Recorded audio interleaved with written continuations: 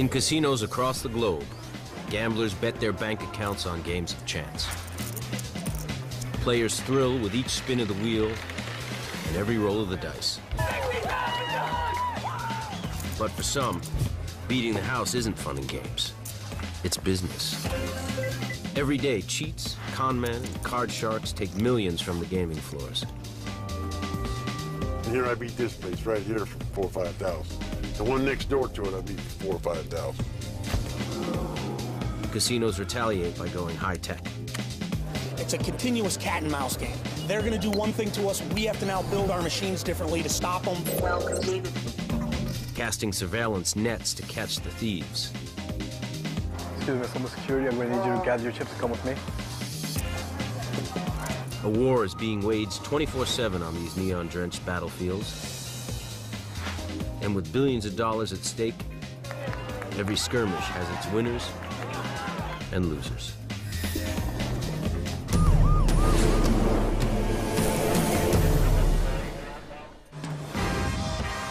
The Las Vegas Strip. Its attraction is undeniable. Millions check into this shiny world to gamble, see a show, have some fun.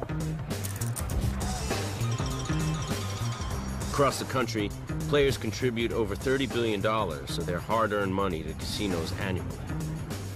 The vast majority of these gamblers come prepared to win or lose, on the level. But the cheats have a different approach. They steal. And for casino professionals like Jim Hartley, it's hard telling the two apart. Everyone and anyone can be a suspect. Everyone's going to cheat. And I got to be honest, that's the way I look at something, is everybody lies, everybody cheats, everybody steals. You can cheat at blackjack, at the craps table, at roulette. But it turns out nothing's more vulnerable to a cheating heart than a slot machine. Up to 80% of a casino's revenue comes from its slots. Their appeal to gamblers is clear. Slot machines are colorful, easy to play, and require absolutely no skill. But cheating the slots requires talent. The difference between me and the gambler who gets a thrill from just gambling, I don't gamble. I cheat. That's what I do. Former slot cheat Mr. D is a wanted man, facing 26 criminal charges for cheating in Nevada. He's granted us permission to film his interview at this undisclosed location in Vegas. What I find attractive about cheating slots is I'm anonymous. I'd walk up to a machine, not a person. Mr. D started out as a card shark. But when a friend showed him a simple device called a light wand, he decided it was time for a career change. And found he could make a living alone and in the shadows. I would go off somewhere in a corner that wasn't under a lot of surveillance because, frankly, it held the same amount of money whether it was in the middle of the floor or if it was off in a corner. The light wand was like a killer app for cheating the slots. It was easy to make. A couple of batteries wired to a small pin light.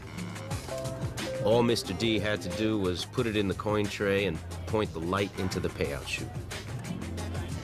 Casino consultant Jason England describes how this little device helped Mr. D beat the machine and clean it out. It was switched on, and it blinded the electro-optical reader that was counting the coins as the coin rolled past this particular device. With the light up inside, the machine was blinded, and it could not tell how many coins were coming out. Mr. D could have emptied any machine on one winning play. A payout of up to $500. Instead, he won $100 here, $200 there, nothing to draw attention.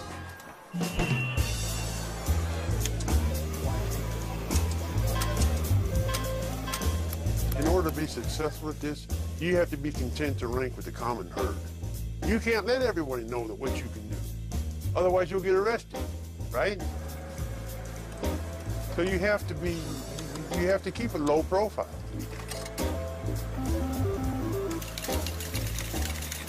You can make $1,000 a day and wouldn't have to deal with anybody. Mr. D knew someone might be watching, but didn't let it faze him. If you look around and look for ghosts, you'll see ghosts, and you won't do it. You'll talk yourself out of it. So you just have to put your head down, have confidence in it, and do it. The light wand was one of the most successful devices in the history of slot machine cheating. It was probably the device that took more money out of the industry than any other. And while we're not exactly sure how much money was stolen during the light wand era, estimates run into the high hundreds of millions of dollars. Mr. D estimates he cheated casinos out of nearly $1 million over 10 years using the light wand.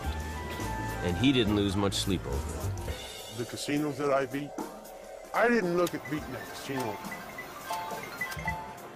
There wasn't a face there in front of me. You know, I looked at it like I'm beating a machine. To protect their profits from grifters and con men like Mr. D, casinos are spending millions on surveillance technology. At the newly opened Aria Resort and Casino in Las Vegas, spying on cheaters has been taken to the next level. Director of Surveillance Ted Whiting is allowing television cameras inside his command post for the first time. From this vantage point, Ted and his staff can monitor the action on the gaming floor from any of over 1,000 cameras. Everything that goes on inside the casino, table games, slots, poker, cage, racing sports, etc., that is the domain of this department here. Well, the role of a surveillance director and everyone who works in surveillance is to protect the casino's assets. Those assets are considerable. A good night for the Aria means a take of up to $10 million. There's 150,000 square feet of gaming floor to monitor, and the potential for cheating at every table and every slot. Obviously, we can't monitor all 1,100 cameras at the same time, so what we do is we pick cameras that are of interest at that moment. And interest could be a phone call from the pit that says, hey, we got a guy betting a lot of money. That's somebody who we would watch. And some things that we look for are things that are out of place. So maybe somebody walking too quickly. That would be a person of interest. The Aria gaming floor never closes, so the surveillance staff rotates on a 24-hour schedule. The operators remotely control video feeds, and select feeds are recorded digitally. When we see someone who we suspect is cheating and we have the video to prove it, that's when we call security. And of course, we inform the appropriate law enforcement agency. They make their determination whether or not an arrest should be made based on our video coverage. Eddie Collier engineered the digital system that stores the daily video record. It's very critical that all this equipment is running 24/7. If one part of it is down at any time, it's definitely compromising our business. So we need to make sure that this is running 100% all the time. If even one camera fails to operate, a six-figure theft can go unseen. How would you like to handle that one? Okay, so we've got 2 fixed and 1 PTZ, is that right? So security starts with daily camera maintenance. Today, Eddie and Ted direct a technician to reposition a PTZ, or pan-tilt-zoom camera. Just tighten it up, and I think we're good. The adjusted angle will give surveillance operators a bigger and better look at the honest gamblers and the cheats. We don't hate it when people win. This is casino. People are supposed to have fun. Copy, thank you. Some people win, it's okay, but that's where I come in. That's when I have to analyze the play and make sure that it wasn't an advantage or a cheat. If somebody beats us, it's fine, as long as we know why they beat us and that it was a clean win. Thanks for us. Excellent job.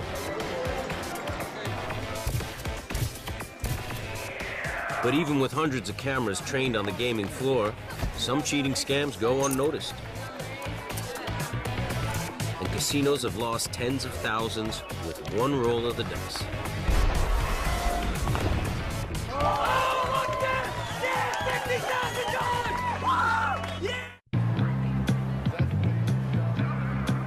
One of the most popular table games at the casino is craps. It's a favorite of high rollers who like the odds on the winning combinations.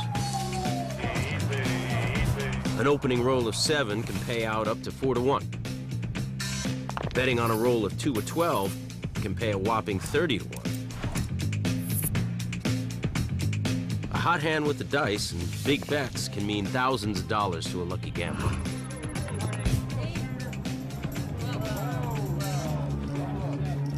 The craps table was the scene of one infamous scam that beat the house for thousands on one roll of the dice. 4 cheats worked as a team to pull this con off.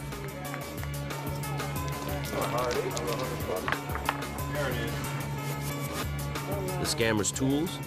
A magnet hidden in a wheelchair and juiced dice. Juiced dice are a regular set of dice where the spots are drilled a little deeper and a metallic alloy is implanted into the die. Sal the Hitman Piacente advises casinos on how to spot a cheat at the craps table. Big winning bets on long odds could indicate juiced dice are in play. With juice dice, you want to win the most amount of money in the shortest amount of time. On the crap game, you want the biggest payout, which happens to be 30 to 1 on both boxcars, which is 2 6s, and snake eyes, which is 2 aces.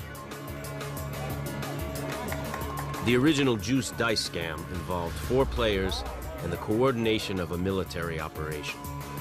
There was the shooter, also known as the dice mechanic. The mechanic's role is to switch the dice in and out of the game. He's going to put the crooked dice into the game and then take them back out when the play is over. There were 2 blockers, a man and a woman, positioned next to the dealers.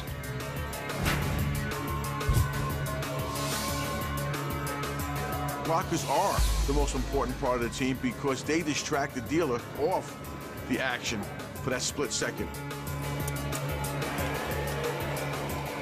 The 4th teammate operated the magnet hidden in the base of his wheelchair.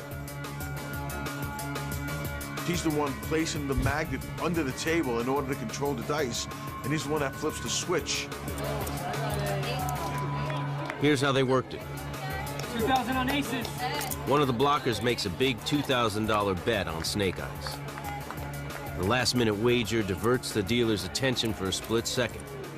That's when the mechanic switches in the juiced dice. The dice are thrown.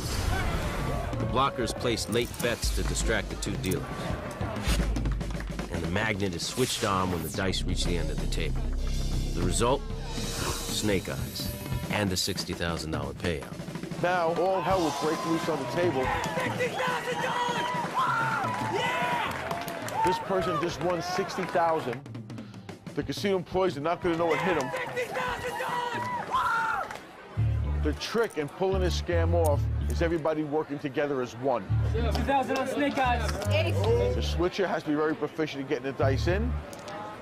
The blockers have to be very proficient in distracting everyone. And of course, the person in the wheelchair has to be proficient in his timing and making sure he hits the magnet at the right time. Now all the mechanic has to do is switch back the casino dice before the next roll. The team leaves the table one at a time. And the casino doesn't even know it's been had. Here you go, dealer's money. Thank you. Thank you. Thank you. Thank you very much. Table 11 is security. We have a... But pulling a scam like that today would probably have different results. Late bets tip surveillance personnel like Ted Whiting to look harder at the win. Swapping dice happens so fast that there aren't a lot of things you can see. So what you have to look for is what the play looks like. The wheelchair, he's up to something, right? They're going to make their switch quickly. The guy shooting the dice probably isn't going to be the one betting the money. The guy betting the money is his buddy, who they act as if they're not together. You're going to see late bets coming in and arms flying around. That's unusual. So that's when we would get involved. Kind of suspicious move, we'd run the video back in an instant, and we can grab them right away.